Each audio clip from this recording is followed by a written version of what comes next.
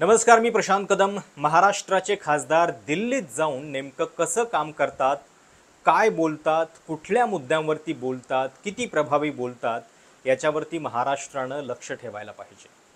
राष्ट्रपतींच्या अभिभाषणावरती देशाच्या संसदेमध्ये नुकतीच चर्चा झाली।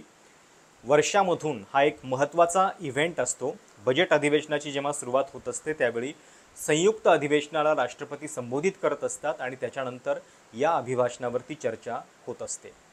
एरवीसुद्धा खूप महत्त्वाचे विषय विधेयकं असतातच, पण ही चर्चा एकूणच सरकारच्या कामगिरीवरती भाष्य करण्यासाठीची एक संधी असते।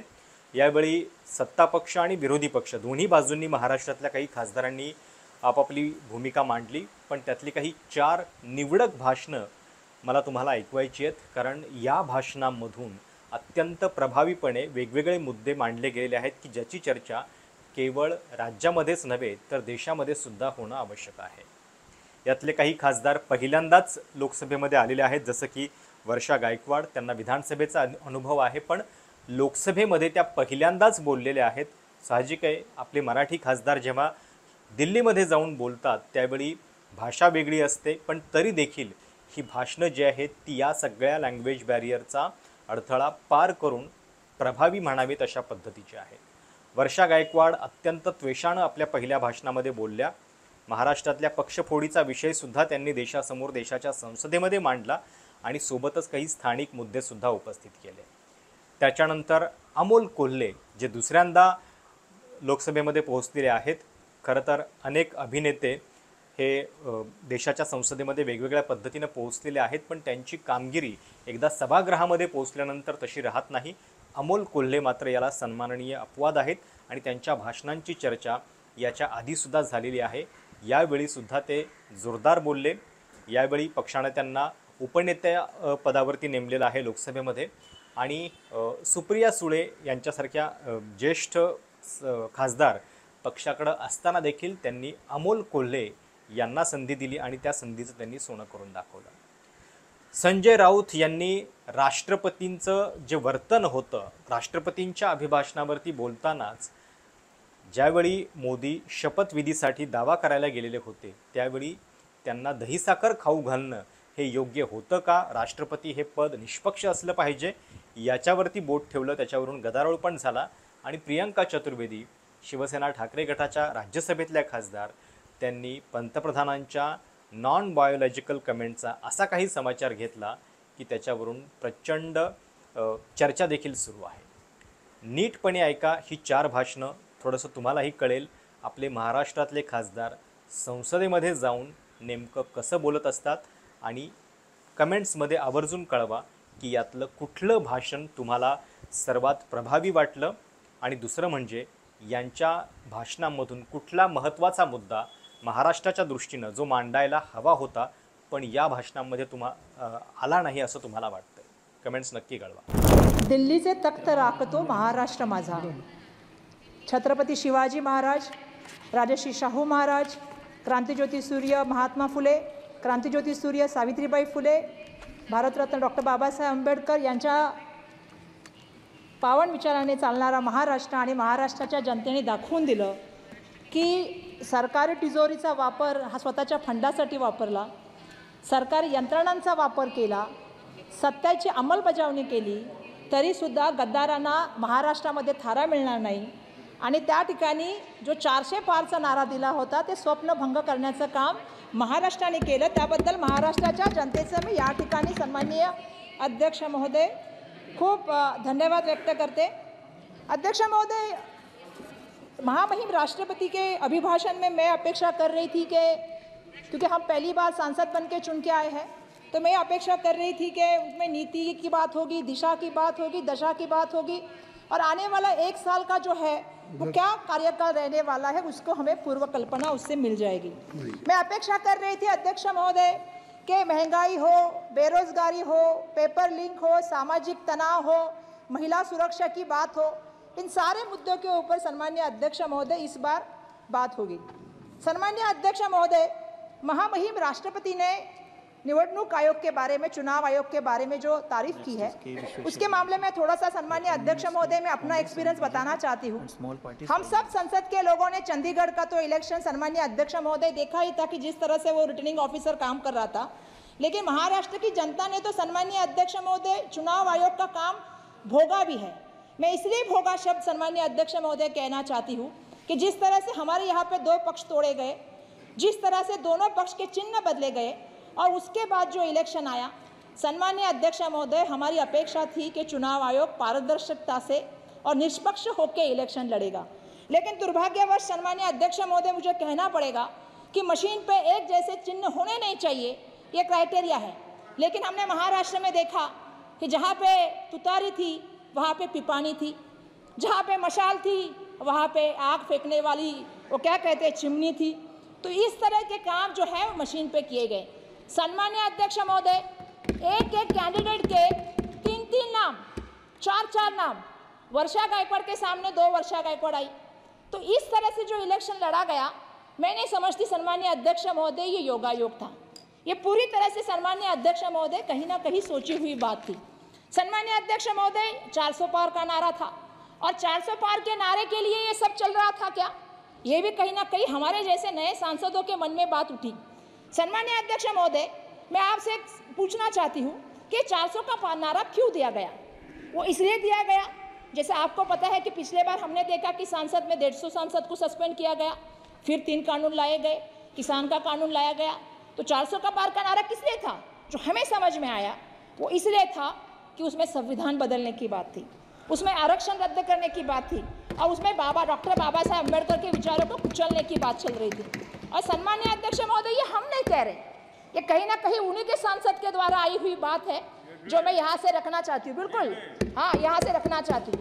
लेकिन सन्माननीय अध्यक्ष महोदय, मैं देश की जनता को और महाराष्ट्र की जनता को धन्यवाद देना चाहूँगी कि जिन्होंने इनका सपना संपुष्टित किया और 240 जो है इनको सीटें दी। लेकिन झटका जो इनको लगा सन्माननीय अध्यक्ष महोदय, 240 सीट के बदले इनको 440 वोट का झटका लगा। और इनको अपेक्षा नहीं थी कि जनता हमें इतना बड़ा झटका देगी।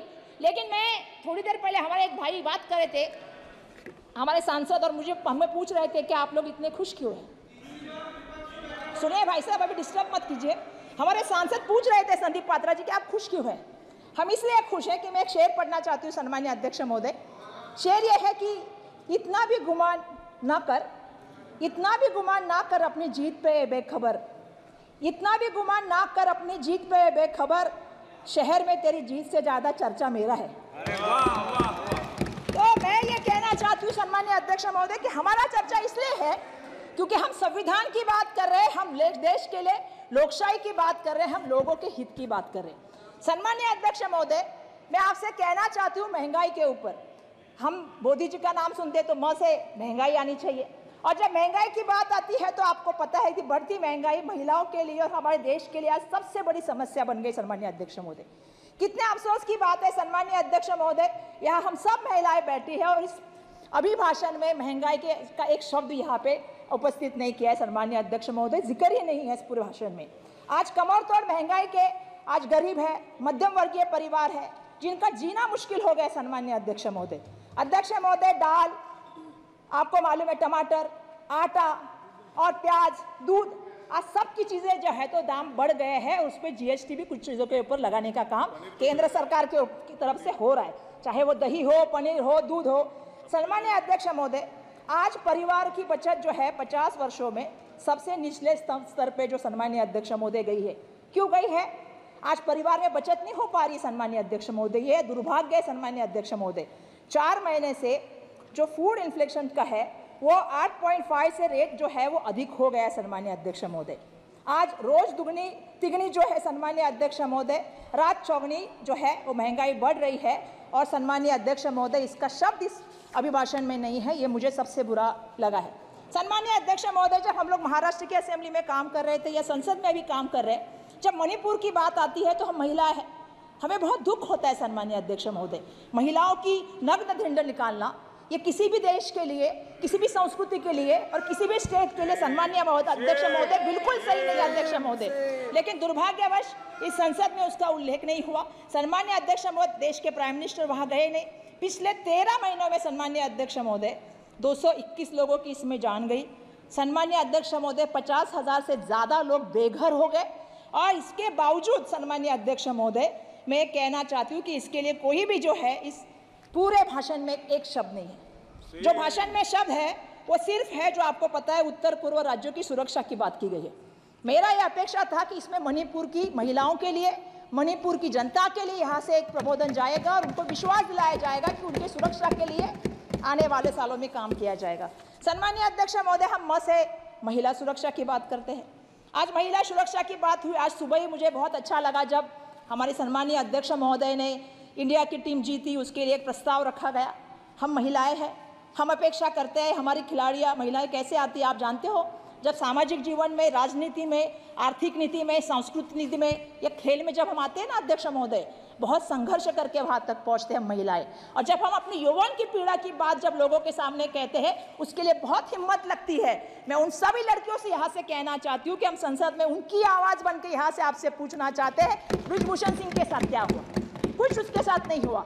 मैं ये इसलिए भी कहना चाहती हूँ अध्यक्ष महोदय, क्योंकि संसद को पूरा देश देख रहा है और इस देश को हमसे अपेक्षा है, आपसे अपेक्षा है, आपकी चेयर से अपेक्षा है सम्मानीय अध्यक्ष महोदय।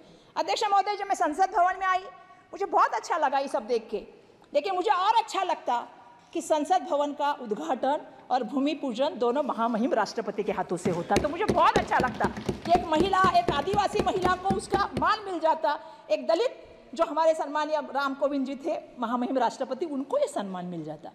श्री राम जी का मंदिर हुआ लेकिन महामहिम राष्ट्रपति जी को बुलाया नहीं गया। मैं इसके लिए भी खेद व्यक्त करना चाहती हूँ सम्मानीय अध्यक्ष महोदय। इन चीज़ों के ऊपर ध्यान रखना चाहिए। महामहिम राष्ट्रपति जी का पद ये देश का सर्वोच्च पद है, उनको उनकी गरिमा और उनका सम्मान मिलना चाहिए सम्मानीय अध्यक्ष महोदय।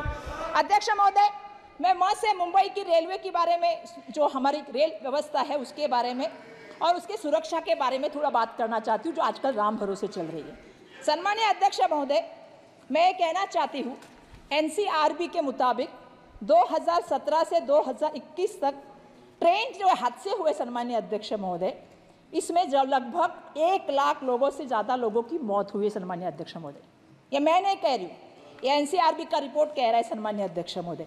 आज आपको पता है अध्यक्ष महोदय, मुंबई ये देश की आर्थिक राजधानी है और मुंबई की जो सबसे बड़ी लाइफलाइन है वो रेलवे है सम्मानीय अध्यक्ष महोदय।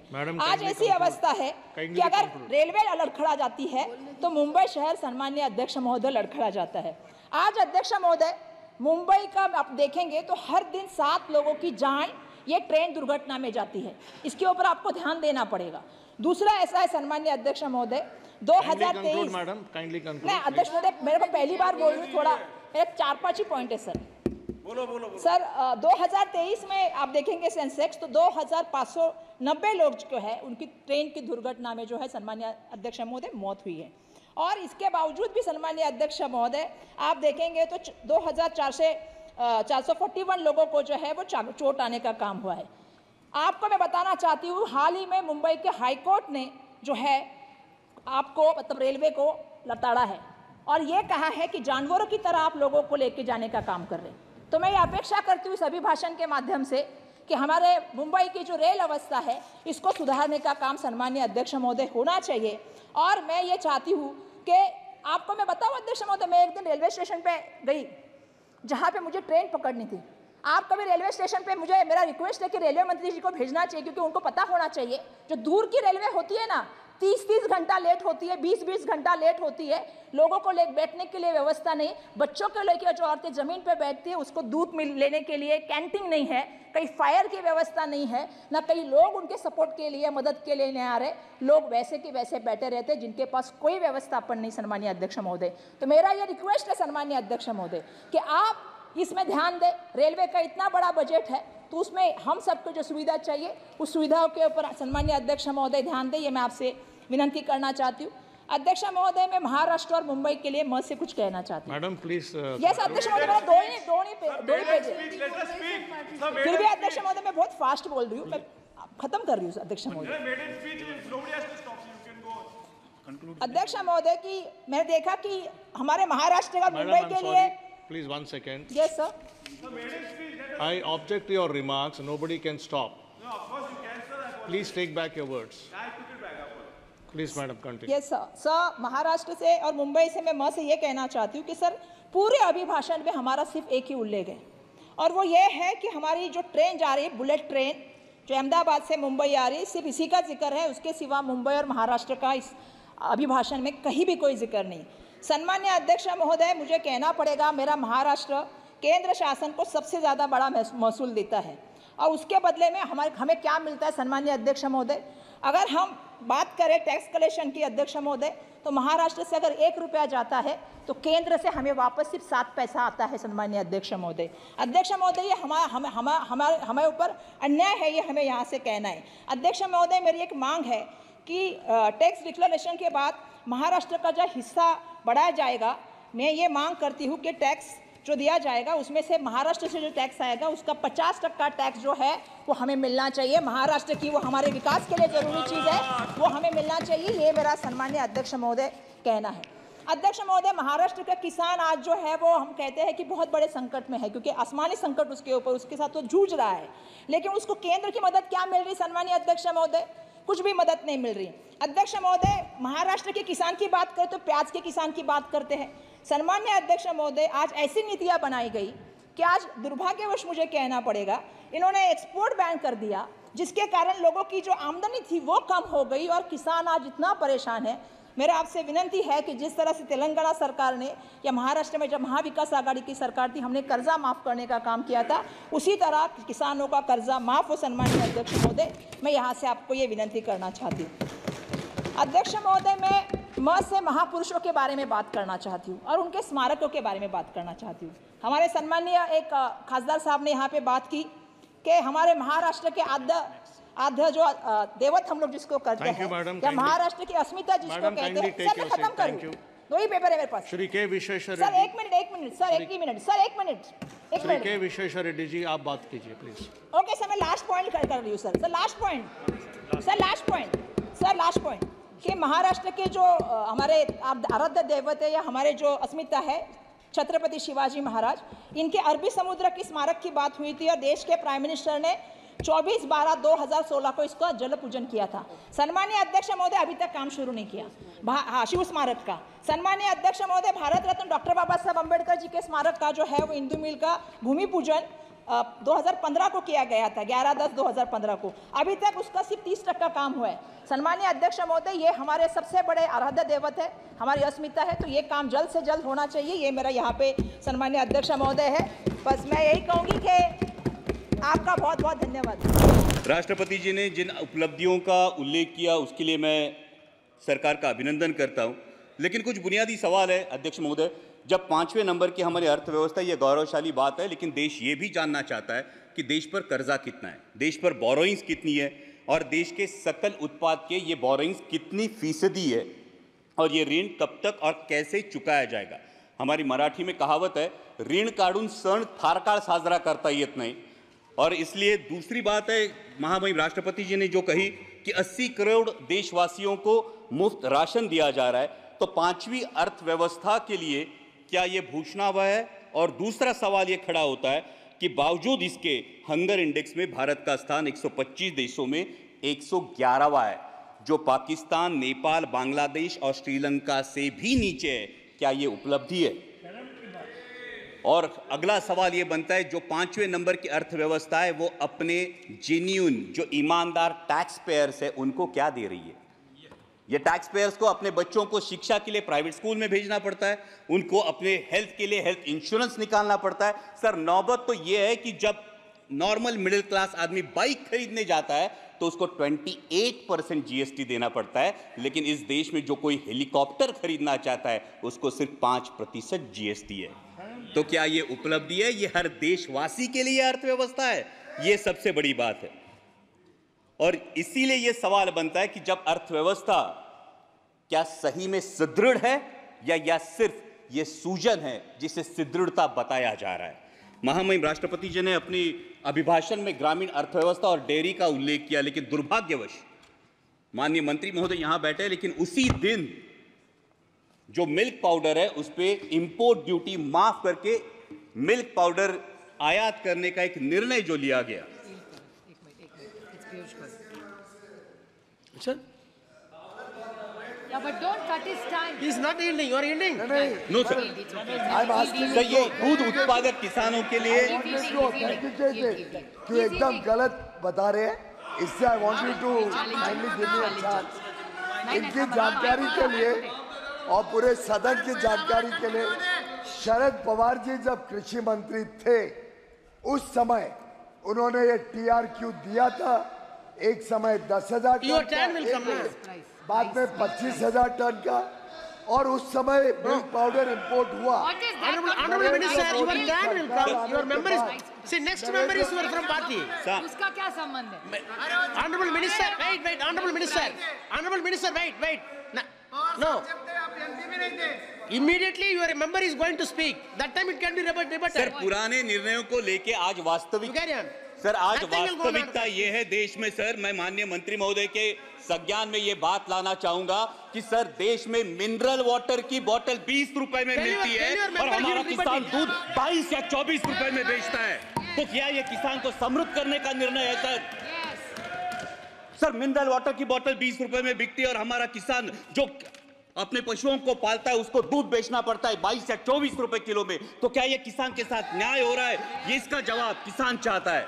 सर महामहिम राष्ट्रपति जी ने किसान सम्मान निधि की भी बात की, लेकिन असली किसान का सम्मान तो तब होगा सर जब कृषि के लिए जो औजार लगते हैं उन पे जो 12% GST है, ये 12% GST हटाया जाए और उनके फर्टिलाइजर्स और पेस्टिसाइड्स की कीमतों पर नियंत्रण लाया जाए और कृषि उत्पाद के लिए सुनिश्चित और परमानेंट आयात निर्यात धोरण लाया जाए। सर हाल ही में हमने देखा, पिछले साल हमने देखा कि जब प्याज की डिमांड थी, मिडिल ईस्ट में डिमांड थी, यूरोप में डिमांड थी, तब प्याज पे निर्यात पर पाबंदी लगाकर पाकिस्तान के प्याज उत्पादक किसानों का भला इसी सरकार ने किया है। ये प्याज उत्पादक किसान कभी भूल नहीं सकता सर। और दूसरा एक बहुत ही अहम किसानों से जुड़े मुद्दे पर जो मैं मेरे चुनाव क्षेत्र से उस पर मैं ध्यान आकर्षित करना चाहूंगा, वो है लेपर्ड का इशू। सर मेरे चुनाव क्षेत्र में जुन्नर वन विभाग के क्षेत्र में 700 लेपर्ड्स का अधिवास है सर, 700 लेपर्ड्स, और आए दिन किसी ना किसी पर हमला होता है। सर जब एक बाप अपने 3 साल के लहूलुहान बच्चे को लेकर सामने खड़ा होता है तब ये इसकी गंभीरता और ज्यादा महसूस होती है। सर 23 लोगों ने पिछले 1 साल में जान गंवाई है और बार बार मैंने दरख्वास्त की है माननीय मंत्री जी से भी कि लेपर्ड रिप्रोडक्शन कंट्रोल के बारे में सरकार गंभीरता पूर्वक ध्यान ले। महामहिम राष्ट्रपति जी ने अपने अभिभाषण में इंफ्रास्ट्रक्चर की भी बात की। जो 3,82,000 किलोमीटर हाईवे हुए हैं उसके लिए मैं सरकार का अभिनंदन करता हूं, लेकिन जिस रेलवे ट्रांसपोर्ट के लिए 1/3 कॉस्ट लगती है और एक ऑयल इंपोर्टिंग कंट्री के लिए इन रेलवे में कितना इजाफा हुआ ये भी हम जानना चाहते हैं। और दूसरी बात यह है जिन प्रोजेक्ट्स के लिए महाराष्ट्र गवर्नमेंट ने 50% कॉस्ट शेयरिंग के लिए अनुमति दी थी वो 3 प्रोजेक्ट्स है सर, अहमदनगर बीड परली, वर्धा यवतमाल नांदेड़ और वर्षा और गढ़चिरौली, जो 3 साल में रेलवे कंप्लीट करने वाला था। आज 15 साल बाद भी ये प्रोजेक्ट्स निर्माणाधीन है, ये इनकम्प्लीट है। और महाराष्ट्र के गोल्डन ट्रायंगल को जोड़ने वाली पुणे नासिक रेलवे जैसा एक एम्बिशियस प्रोजेक्ट, जिस प्रोजेक्ट की फाइल कैबिनेट अप्रूवल के लिए पिछले 2 साल से पड़ी है, ना उसको कैबिनेट अप्रूवल मिल पा रहा है और ना ही इसकी इंप्लीमेंटिंग एजेंसी तय हो रही है। साथ ही में दौंड से पुणे तक जो लोकल की डिमांड है, ये भी डिमांड अब तक उसकी आपूर्ति नहीं की गई है। सर डिफेंस सेक्टर के रिफॉर्म की महामहिम राष्ट्रपति जी के अभिभाषण में बात हुई और आज ही मैं जब भाषण सब सुन रहा था तब भारतीय न्याय संहिता की अंग्रेजों के जमाने की कानूनों को बदलने की जो बात हुई, लेकिन सर डिफेंस के बारे में रेड जोन का ये मुद्दा है जो पिंपरी चिंचवड़ में और देश के 13 राज्यों में रेड जोन लागू होता है। ये रेड जोन 1903 के इंडियन डिफेंस एक्ट, अंग्रेजों के जमाने के कानून के तहत 2000 यार्ड का लागू होता है, लेकिन 1970 में जो स्टेक रेगुलेशंस हमने अपनाए, जो यूएन के स्टेक रेगुलेशंस हमने अपनाए, जिसको 2005 में अमेंड किया गया, उस स्टेक रेगुलेशन के तहत 200 से 500 मीटर सिर्फ रेड जोन की मर्यादा होनी चाहिए। और इसलिए रेड जोन क्या है? रेड जोन ये होता है जो डिफेंस का जो सेक्टर होता है, ये डिफेंस के सेक्टर के इसमें निर्माण के लिए अनुमति नहीं दी जाती। इन घरों को गैर कानूनी करार दिया जाता है। और इसलिए मेरी दरख्वास्त है कि अंग्रेजों के इस कानून को त्याग कर 1905 के इंडियन डिफेंस एक्ट को त्याग कर स्टेक रेगुलेशंस के तहत 500 मीटर के परे रेड जोन हटाया जाए और लाखों देशवासियों को राहत दी जाए। सर, अगला मुद्दा युवाओं की जो बात हुई, महामहिम राष्ट्रपति जी के अभिभाषण में लीडर ऑफ अपोजिशन ने नीट का भी मुद्दा उठाया। ये करोड़ों भारतीय युवाओं के एस्पिरेशन का मुद्दा है सर, और नीट को लेके बहुत असमंजस है। सब जगह पे नीट का सिलेबस सीबीएसई बोर्ड के तहत है। जो बच्चे स्टेट बोर्ड में पढ़ाई करते हैं उनको क्लासेस लगाने से कोई दूसरा ऑप्शन नहीं बचता और क्लासेस की फीस लाखों में चली जाती है। और अभी नीट पेपर लीक के इल्जामों के बाद ये असमंजस युवाओं में है, क्या रीनीट होने वाली है? अगर रीनीट होती है तो जिन बच्चों ने ईमानदारी से पढ़ाई की उन बच्चों का क्या होगा? और अगर रीनीट और इस फैसले में अगर देरी लग जाती है तो सर एमबीबीएस का जो सिलेबस है फर्स्ट ईयर का, जिसमें फाउंडेशन होता है एनाटॉमी, फिजियोलॉजी और बायोकेमिस्ट्री का, जो 1 साल होता है, ये अगर कम कर दिया जाए तो युवाओं में जो एमबीबीएस एस्पायरेंट्स है उनका ये फाउंडेशन वीक हो जाएगा। सर, दूसरा युवाओं से लेकर मेरे महाराष्ट्र में एक बहुत अहम मुद्दा है, वो है मराठा आरक्षण का। मराठा आरक्षण को लेकर महाराष्ट्र में बहुत बड़ा आक्रोश है और उसी को लेके ओबीसी के युवाओं में अपने आरक्षण को लेके चिंता भी है। इसलिए मेरी सदन के माध्यम से सरकार से दरख्वास्त है कि जातिगत जनगणना कराई जाए और किसी भी के आरक्षण को ठेस ना पहुंचाते हुए मराठा समाज को भी आरक्षण दिया जाए। और सर, अंत में मराठी में इतना ही कहूंगा कि जलवायु की भी महामहिम राष्ट्रपति जी ने बात की, लेकिन आत्ताच आमच्याकडे माऊलींच्या पालखीचं प्रस्थान झालंय आणि इंद्रायणी माई अजूनही फेसाळलेली आहे। करोडो रुपयांचा खर्च होऊन सुद्धा जर आमच्या वारकऱ्यांचं श्रद्धास्थान असलेली आमच्या इंद्रायणी माईला जर मोकळा श्वास मिळत नसेल तर नक्की हा पैसा जातो कुठं, या नदी सुधार प्रकल्पाचा विचार व्हावा। सर, साथ ही में आपातकाल की बात हुई, लेकिन सर वास्तविकता यह है कि 1980 में जनरल इलेक्शंस में इसी देश की जनता ने 353 सीट्स देकर इसी कांग्रेस को वापस सत्ता में बिठाया था। तो ये मैं जानना चाहूंगा कि बार बार पुरानी जख्मों को कुदेरने से क्या हासिल होगा? और जब हम डिक्लेयर्ड इमरजेंसी की बात करते हैं तो देश में अनडिक्लेयर्ड इमरजेंसी की भी चर्चा होती है सर।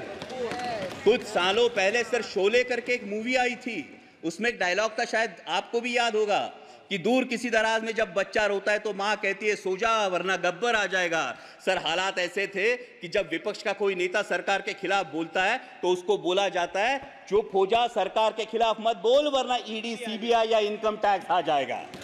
सर, इस इनडिक्लेयर्ड इमरजेंसी का क्या? Sir, 2 minute Please, one more speaker is there. Yes, sir. One more speaker is sir, there. जब नेता तोड़ो, पार्टी फोड़ो, लेकिन विपक्ष मत रहने दो, ये बात होती है। सर, जब लीडर ऑफ अपोजिशन ने डर की बात की तो महाराष्ट्र में ही बात हुई थी। 27 जून को माननीय प्रधानमंत्री जी ने भोपाल में भाषण किया था, तब उन्होंने नेचुरली करप्ट पार्टी, जिस पार्टी को बोला था, जिन पर इल्जाम लगाए थे, उन्हीं हमारे साथियों को लेकर आज महाराष्ट्र में सरकार बनी है। तो सत्ता पक्ष ये कहे कि उनकी नैतिकता कहां गई। लेकिन अंत में मैं देश की जनता का आभार करूंगा सर, लास्ट पॉइंट, देश की जनता का आभार करूंगा क्योंकि उन्होंने पूर्ण बहुमत नहीं दिया और ये दिखा दिया कि तुम भारत कहो या इंडिया। सर, 1 मिनट सिर्फ, लास्ट मिनट, तुम भारत कहो या इंडिया, मैं वही हूं जो अपने कर्म पर विश्वास रखता हूं। मैं वही हूं जो मंदिर, मस्जिद, मंगल सूत्र से ज्यादा देश की एकता को अहमियत देता हूं। मैं वही हूं जो राजतंत्र से ऊपर लोकतंत्र को मानता हूं, ठेकेदारों से ज्यादा पहरेदारों पर भरोसा करता हूं। तुम भारत कहो या इंडिया, मैं वही हूं जो नफरत से ज्यादा मोहब्बत चाहता हूं, अहंकार से ज्यादा विनम्रता का आदर करता हूं, अधिकार से ज्यादा जिम्मेदारी निभाता हूं। मैं वही हूं जो संविधान से चला हूं और संविधान को ही अपने सर आंखों पर रखता हूं। धन्यवाद अध्यक्ष। कृपया महामहिम राष्ट्रपति जी के कार्यों के बारे में सदन में चर्चा नहीं करें, कृपया नहीं करें। दही चीनी खिलाई, मैं उसको अच्छी बात है, कृपया ये अंकित नहीं होगा। दही चीनी कृपया राष्ट्रपति जी के बारे में चर्चा नहीं करें, अंकित नहीं होगा।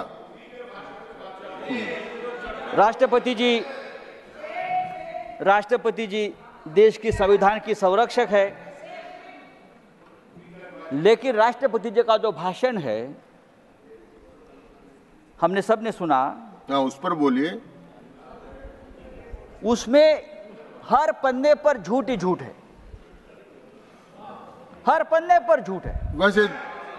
वैसे राष्ट्रपति जी अपने भाषण में कहते हैं, माननीय राउत साहब, भारत के लोगों ने लगातार तीसरी बार स्थिर और स्पष्ट बहुमत की सरकार बनाई है और गठबंधन की सरकार 6 दशक के बाद बनी है। ये गलत है। मोदी जी की सरकार अल्पमत की सरकार है। कृपया आपस में बात नहीं करें, माननीय सदस्य बैठ जाएं। कृपया मोदी जी की सरकार अल्पमत की सरकार आपस में बात नहीं करें। मोदी जी के पास बहुमत नहीं है। जनता ने भारतीय जनता पार्टी को बहुमत मुक्त किया है। मोदी जी कांग्रेस मुक्त, बैठ जाए, कांग्रेस मुक्त संसद और भारत की भाषा कर रहे थे, लेकिन देश की जनता ने भारतीय जनता पार्टी को, मोदी जी को बहुमत मुक्त किया है। कृपया समाप्त करें। धन्यवाद। 400 पार शुरू नहीं किया, धन्यवाद क्या? 3 मिनट आपको 4 मिनट मिल धन्यवाद गई। क्या है? यही तो, इसीलिए तो हम बोलते हैं संविधान खतरे में है। ये सीनियर मेंबर है तो गागर में सागर भर सकते हैं। आप 240 पर अटक गए। 240 में से 50 सीटें तो आपने चोरी की है। आपको बहुमत नहीं मिला है। उत्तर प्रदेश में, महाराष्ट्र में, उड़ीसा में, बिहार में समाप्त करें माननीय 50 सदस्य। सीटें ऐसी है समाप्त जो हुआ। बहुत ही कम मार्जिन से आप जीते हैं, वो आपने चोरी की है। आप कोर्ट में मामला जाएगा। श्री मदन राठौर, राष्ट्रपति का जो अभिभाषण हुआ वो लोकसभा चुनाव के बाद ये पहला अभिभाषण था। तो मैं कहूँगी जो जनता ने लोकसभा से एक बड़ा संदेश भेजा है वो सराहनीय है और हमारी प्रजातंत्र की एक बड़ी जीत दिखाता है। सर, एक और संदेश ये चुनाव ने भेजा है। भगवान श्री राम कौशल्य पुत्र भी माने जाते हैं। भगवान श्री कृष्ण देवकी पुत्र भी कहे जाते हैं। वो कौशल्य पुत्र और देवकी पुत्र ने मिलकर एक संदेश भेजा है और नॉन बायोलॉजिकल जो कहते हैं अपने आप को, उनको एक फर्क दिखाया है और ये बताया है कि भगवान का अवतार भी अपनी माँ के नाम से भगवान माना जाता है। तो ये सबक जो सिखाया, मैं सारी देश की जनता को आभार व्यक्त करना चाहूँगी। वो सारे बायोलॉजिकल वोटर्स जिन्होंने आकर नॉन बायोलॉजिकल को एक सबक सिखाया है, उसे ये कुछ सबक सीखेंगे। और यही कौशल्य पुत्र और देवकी पुत्र ने उत्तर प्रदेश से लेकर महाराष्ट्र तक, अयोध्या से लेकर नासिक तक भारतीय जनता पार्टी को हराया है। तो मैं उन सभी लोगों का आभार व्यक्त करना चाहूँगी। एक और चीज़ इस इलेक्शन ने हमें संदेश दिया है, देश की जनता को दिया है कि जो अहंकार से चलेगा उसको अहंकार ही खत्म करेगा। और ये जनता का अहंकार था, जनता का मत था, जिन्होंने आज विपक्ष को भी मजबूती से अपने बात रखने का मौका दिया है। पर अभिभाषण में से कहीं भी ऐसा नहीं लगा कि केंद्र सरकार ने किसी तरीके की सबक सीखी है। केंद्र सरकार ने ये समझा होगा कि जो बायोलॉजिकली बॉर्न होते हैं वो महंगाई से जूझ रहे हैं। जो बायोलॉजिकली बॉर्न होते हैं वो नीट की जो पेपर लीक हो रहे हैं और करीब 41 पेपर लीक हुए हैं इतने सालों में, उसके ऊपर उनको दर्द होता है। ये बायोलॉजिकली बॉर्न जो हैं वो बेरोजगारी से परेशान हैं। ये बायोलॉजिकली बॉर्न जो हैं वो महिलाएं जो सम्मान ढूंढती हैं, उम्मीद करती हैं कि सम्मान उनको दिया जाएगा। ये जो बायोलॉजिकली बॉर्न हैं, युवा हैं हमारे, वो अग्निवीर जैसी जो पॉलिसी लाई जाती हैं उससे जूझ रहे हैं, उसका शिकार हैं। जो बायोलॉजिकली बॉर्न हमारे किसान हैं वो भी त्रस्त हैं। पर उनके अभिभाषण में कुछ भी ऐसा नहीं दिया गया केंद्र सरकार की तरफ से जो दिखाता है कि कोर्स करेक्शन होने वाला है। तो मैं तो बस यही कहूंगी, सर बस रैप अप ही कर रही हूं, मैं ज्यादा समय आपका नहीं लूंगी। मैं बस यही कहूंगी कि आप ये अहंकार से चलते रहिए, ऐसे अभिभाषण उनके मुंह से बुलवाते रहिए और आने वाले समय में 240 से 40 के लिए आप तैयार रहिए। Thank you. जय महाराष्ट्र, जय हिंद सर।